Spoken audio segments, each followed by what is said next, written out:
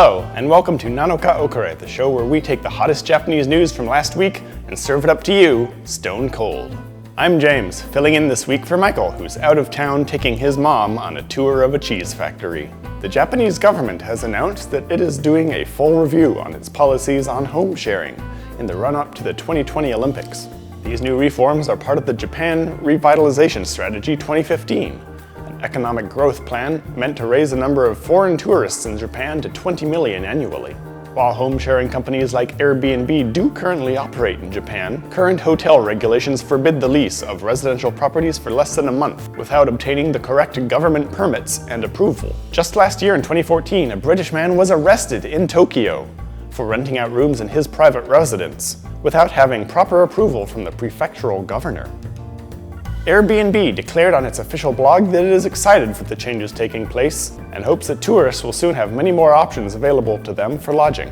So if you're going to the 2020 Olympics, don't just cram into a capsule hotel like everyone else. Instead, why not cram yourself into a salaryman's tiny apartment for that authentic Tokyo experience? Of course, the biggest news story in Japan and around the world this week was Japan's spectacular performance in the Women's World Cup.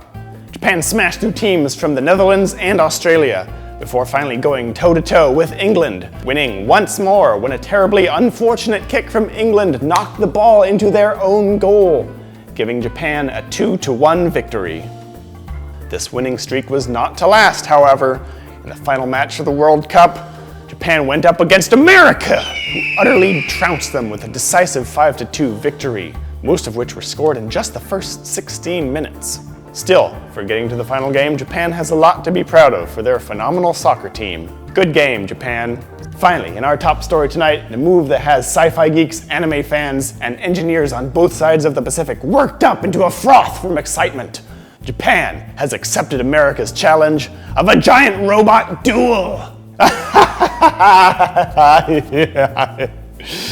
It all started last week when an American company, Megabots Incorporated, uploaded this video to YouTube, where they announced their recently completed fighting robot, the Mark II, and called out Japanese company Suidobashi Heavy Industries, who have their own giant fighting robot, the Kuratas.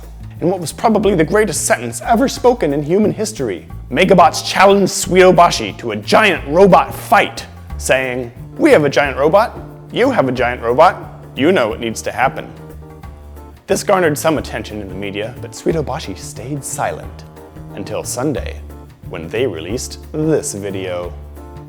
Standing in front of his mech, Suidobashi's founder donned a cape of the Japanese flag and claimed, "We can't let another country win this. Giant robots are Japanese culture.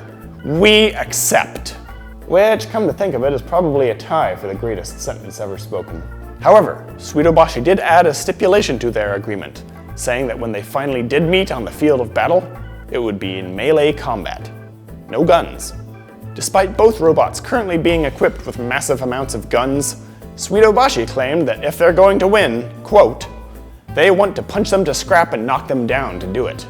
The climactic battle between these two titans is set to go down at an as-yet unspecified place and time, approximately 1 year from now. You know what? If this works out, I propose that we bring giant robot fighting as an official sport to the 2020 Olympics. I mean, it's gotta be more interesting than golf. Well, that's all the news we have time for this week. Join us next week when we bring you all the news from this week that you probably already heard about.